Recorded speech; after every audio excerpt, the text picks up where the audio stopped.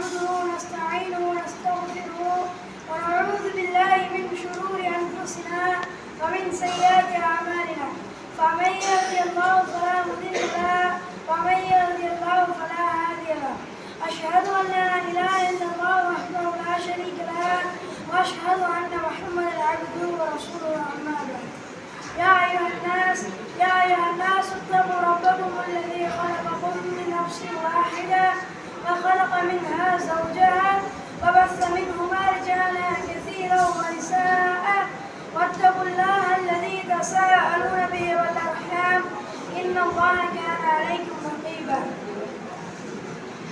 வார்த்தைகளிலேயே சிறந்தவர்கள் அல்லாஹ்வுடைய வார்த்தை என்றும் வழிகாட்டுதலையே மிக நேரிய வழிகாட்டியம் பெருமானார் முஹம்மது நபி ஸல்லல்லாஹு அலைஹி வஸல்லம் அவர்களது வழிகாட்டுதல் என்றும் அவர்களது அடிச்சுவற்றை தன்னால் மேன்ற அளவுக்கு பின்பற்றி வாழ்ந்து மரணித்த சத்திய சஹாபாக்கள் மீதும் சஹாபிய பெண்மணிகள் மீதும் தாபீன்கள் மீதும் தாபீன்கள் மீதும் குறிப்பாக இங்கு அமர்ந்து கொண்டிருக்கும் உங்கள் மீதும் பேசிக் கொண்டிருக்கும் என் மீதும் அல்லாஹ்வின் சாந்தியும் சமாதானமும் மற்ற பெருங்கருணையும் என்றென்றும் நிலவுமாக. விண்ணில் கலகான விண்மீன்களையும் மண்ணில் கலகான மனிதர்களையும் படுத்த இறைவனாகிய அல்லாஹ்வுக்கே எல்லா புகழும். நான் இந்த மாணவ மன்றத்தில் உங்கள் முன்னால் பேச எடுத்துக்கொண்ட தலைப்பு பொறாமை.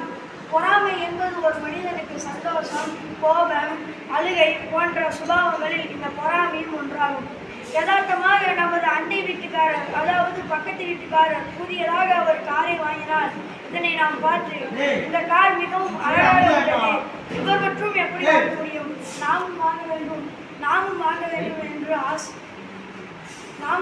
வேண்டும் என்று ஆசைப்பட்டு பொறாமையின் காரணமாக நாமும் ஒரு கார் வாங்கினோம்.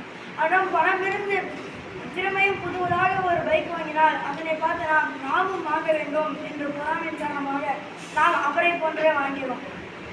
இந்த பொறாமை நம்மை எந்த அளவுக்கு கூட்டி சொல்லும் என்றால் நாம் அடுத்தவரை கொள்ளும் அளவுக்கும் கூட்டி சொல்லும், நம்மை நாமே வாழ்த்துக் கொள்ளும் அளவுக்கும் நம்மளை கூட்டி சொல்லும்.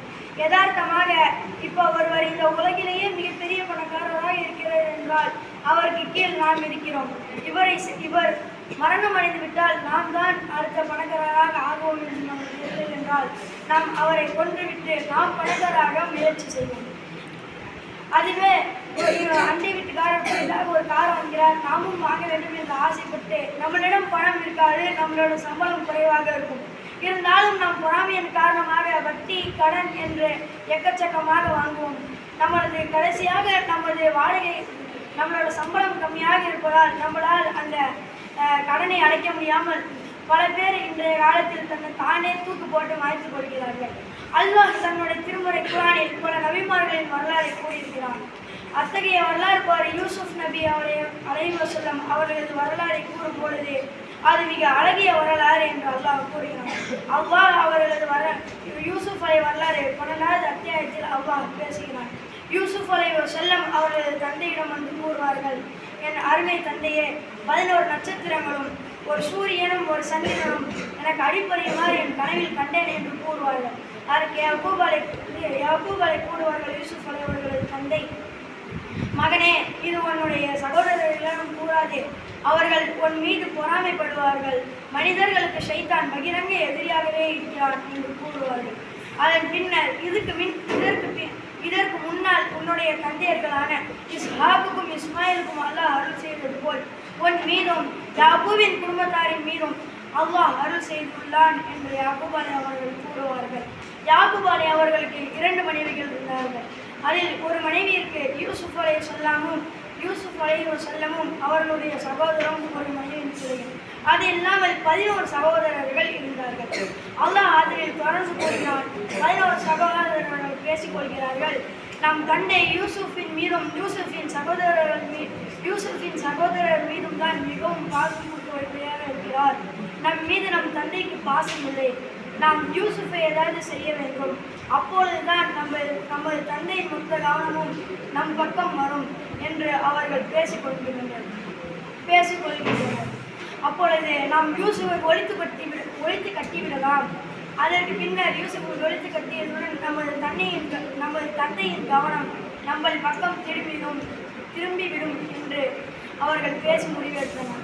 அப்போது அந்த சகோதரர்களில் ஒருத்தவர் கூறினார், நாம் நாம் எதுவும் யூசுஃபை செய்வதாக இருந்தால் யூசுஃபை நாம் கொல்ல வேண்டாம். அவரை நாம் ஒரு பெரிய ஆழமான கிணற்றில் போட்டு விடுவோம். அங்கு வரும் வியாபார கூட்டம் அவரை தூக்கி சென்று விட்டுவிடும், அதை ஏதோ செய்துவிடும் என்று கூறினார்கள். அதன் பின்னர் அவர்கள் தன்னோட யாக்கூப் அலைஹிஸ்ஸலாம் அவர்களிடம் சென்று கூறுவார்கள், எங்கள் அருமை தந்தையே, எங்களை ஏன் நீங்கள் யூசுப் விஷயத்தில் நம்ப மாட்டீர்கள்? நாங்கள் அவரை நாளை எங்களுடன் கூட்டி செல்கிறோம்.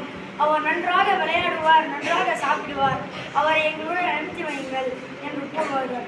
அதற்கு யாக்கூப் கூறுவார்கள், அவரை நீங்கள் கூட்டி செல்வது எனக்கு மிகவும் கவலையை அளிக்கும். அவரை நீங்கள் கவனிக்காத நேரத்தில் ஓனை தின்றுவிடுமோ என்று நான் அஞ்சுகிறேன் என்று கூறுவார்கள்.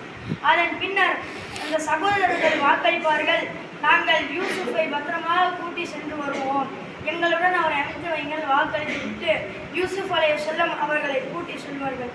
இவர்கள் திட்டம் தீட்டியது போல் ஒரு மனதாய் யூசுப் அலைஹிஸ்ஸலாம் அவர்களை கிணற்றில் தூக்கி போடுவார்கள். இதனால் நமது தந்தை யூசுஃபின் மீது அதிகமாக பாசம் கொண்டிருக்கிறார் என்ற பொறாமையின் காரணமாக தன்னோட சகோதரரை தூக்கி கிணற்றில் போடுவார்கள். அல்லாஹ் கூறுகிறான், நாம் அவர்களுக்கு தெரியாமல் யூசுஃபிற்கு அறிவித்து கொடுத்தோம். யூசுஃபே, அவர்கள் அறியாத ஒரு நேரத்தில் நீ அவர்களுக்கு இந்த சம்பவத்தை எடுத்து கூறுவாய் என்று அல்லாஹ் யூசுப் அலைஹிஸ்ஸலாம் அவர்களுக்கு அறிவித்து கொடுத்தான். அதன் பின்னர் யூசுப் அலைஹிஸ்ஸலாம் அவர்கள் சகோதரர்கள் யாக்கூப் அவர்களிடம் வருகிறார்கள், அழுது கொண்டே வருகிறார்கள். எங்கள் அருமை தந்தையே, நாங்கள் காட்டில் விளையாண்டு கொண்டிருக்கும் போது யூசுஃபையும் எங்களுடைய பொருட்களையும் ஒரு இடத்தில் விட்டுவிட்டு விளையாண்டு கொண்டிருந்தோம். அப்பொழுது நாங்கள் கவனிக்காத நேரத்தில் ஒரு காற்று ஓனாய் யூசுஃபை அடித்து தின்றுவிட்டது என்று அழுது கொண்டே ஒரு பொய்யான இரத்தம் அப்பி யூசுப் அலைஹிஸ்ஸலாம் அவரது சட்டையை கொடுத்தனர். அதன் பின்னர் சகோதரர்கள் கூறுவார்கள், நாங்கள் என்னதான் உண்மையை சொன்னாலும் நீங்கள் நம்ப போவதில்லை என்று கூறுவார்கள். யாக்கூப் அவர்கள் கூறுவார்கள், நீங்கள் உங்கள் மனதில் ஷைத்தான் நடக்காத ஒன்றை நடந்தது போல் அழகாக்கி காட்டிவிட்டான். இதனை நான் அல்லாஹ்விடம் ஒப்படைக்கிறேன் என்று கூறுவார்கள். யூசுப் அலைஹிஸ்ஸலாம் வரலாறு மிக நீண்டதாகவும் அழகானதாகவும் இருக்கும். நாம் பார்த்த வரையிலும் யூசுப் அலைஹிஸ்ஸலாம் அவரது சகோதரர்கள் யூசுப் அலைஹிஸ்ஸலாம் மீது பொறாமைப்பட்டு அவரை கிணற்றில் தூக்கி போட்டு விடுவார்கள். பொறாமை என்பது அவர்களது சகோதரரையும் கூட அழிக்கக்கூடும். நாம் பொறாமைப்படலாம். எதற்காக என்றால் மார்க்கத்திற்காக வேண்டி நாம் பொறாமைப்படலாம். இப்பொழுது நம்மளுடன் இருக்கும் ஒரு மனிதர் மிக மிக அழகான பிரம்மாண்டமான ஒரு பள்ளிவாசலை கட்டுகிறார் என்றால் இதனை பார்க்கலாம். இவர் மட்டும் எப்படி கட்டலாம், நாமும் கட்ட வேண்டும் என்று மார்க்க விஷயத்தில் பொறாமைப்பட்டு நாம் பள்ளிவாசல் கட்டலாம். இன்னும் நாம் நிறைய ஜக்காத்து கொடுக்கலாம், தர்மம் தரலாம். நாம் மார்க்க விஷயத்தில் தவிர வேறு எந்த விஷயத்திற்காகவும் பொறாமைப்படக்கூடாது. இன்ஷா அல்லாஹ் நாம் அனைவரும் நாளை ஜன்னத்துல் ஃபிர்தௌஸ் என்ற சொர்க்கத்திற்கு ஒன்று கூட வேண்டும் என்று பிரார்த்தித்த வண்ணம் என்னுடைய இந்த சிறிய உரையை முடித்துக் கொள்கிறேன். வாஹிர் தாவானா அல்ஹம்துலில்லாஹி ரப்பில் ஆலமீன். அஸ்ஸலாமு அலைக்கும் வரஹ்மத்துல்லாஹி வபரகாத்துஹு.